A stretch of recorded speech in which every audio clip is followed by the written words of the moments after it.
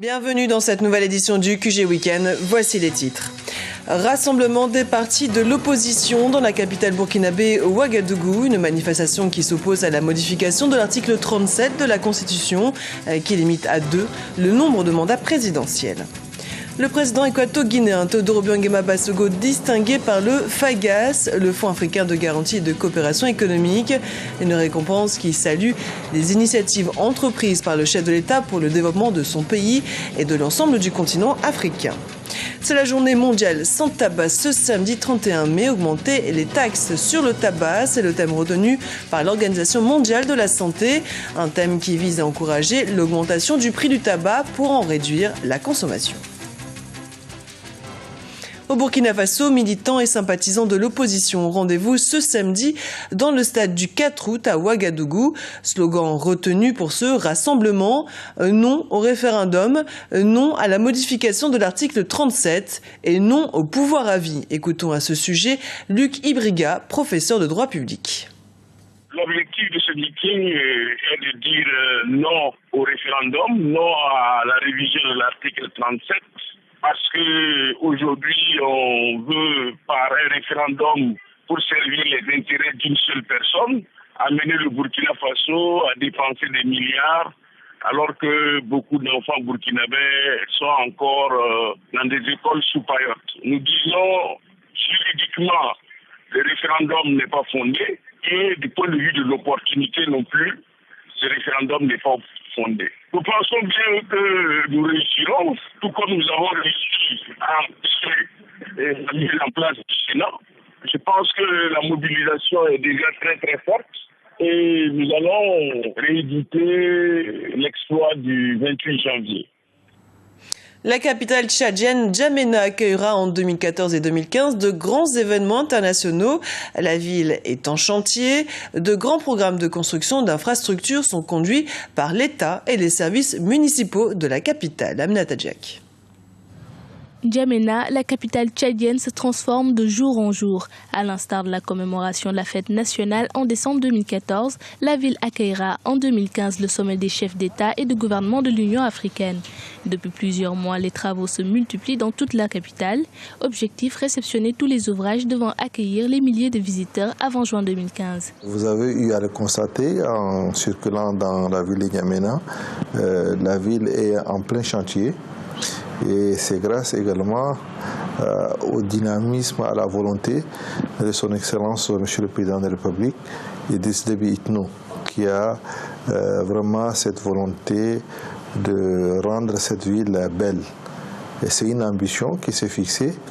Et nous, en tant qu'autorité municipale, nous devrons également l'accompagner dans cette démarche de rendre cette ville belle, pour accueillir ces grands événements. Pour associer les différents acteurs au projet d'aménagement de N'Djamena, le maire a initié le prix architectural afin d'encourager et reconnaître l'implication citoyenne.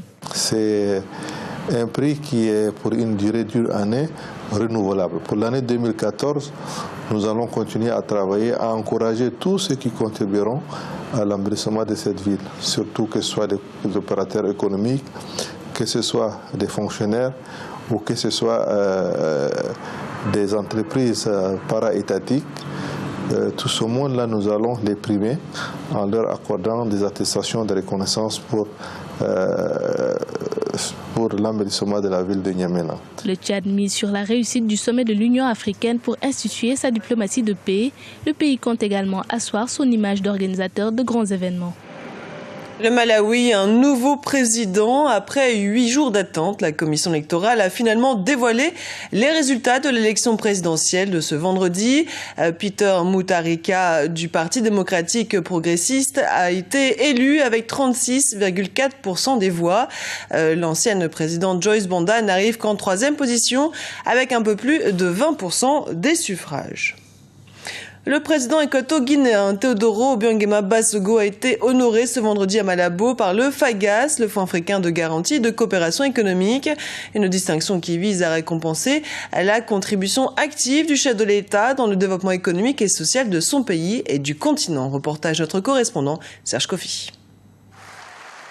Teodoro Obiangema Bazogo, honoré par le Fonds africain de garantie et de coopération économique. La cérémonie s'est déroulée ce vendredi à Malabo en présence du gouvernement, sénateurs et députés. Un titre qui distingue le président équato-guinéen pour ses efforts en faveur du développement et souligne son implication dans le leadership africain. L'Afrique est aujourd'hui perçue comme le continent de toutes les promesses, au point d'être considérée comme la puissance économique du futur, du fait de son énorme potentiel dans divers domaines. Je m'en voudrais de ne pas reconnaître que la Guinée équatoriale fait partie des pays africains qui confortent cette dynamique porteuse de grands espoirs pour notre continent. En réussissant grâce à votre leadership à surmonter les défis de paix, de sécurité et à faire de la Guinée équatoriale une nation unie, stable et démocratique, vous placez durablement votre pays sur la voie du progrès et de la prospérité. Pour le chef de l'État, cette récompense est avant tout celle du peuple équato-guinéen et une reconnaissance de la bonne gestion économique du gouvernement. Il justifie son action par sa volonté de faire des Africains les propres acteurs de leur développement. L'application de la coopération sur-sur L'application de la coopération sud-sud nous a conduit à donner la priorité aux investissements africains et ceux d'autres pays en développement en Guinée équatoriale. Nous promouvons des interéchanges entre les Africains avec l'établissement d'entreprises qui facilitent des interéchanges économiques et la création de fonds africains de solidarité pour appuyer les pays vulnérables et affectés par les désastres naturels, la faim et autres calamités. Para apoyar a los países más afectados por desastres naturales, el hambre y otras calamidades. Le FAGAS, le Fonds africain de garantie et de coopération économique, est une institution économique qui contribue au développement économique et social de ses 14 États membres. Le président Teodoro Obiangema Bazogo a affirmé à cette occasion étudier avec son gouvernement les conditions d'adhésion à cette institution qui a été créée en août 1977 à Kigali au Rwanda. 16 000, c'est le nombre de personnes qui ont été entendues par la CDVR, la Commission Dialogue et Vérité et Réconciliation en Côte d'Ivoire depuis début mai, date à laquelle le processus national d'identification des victimes a débuté.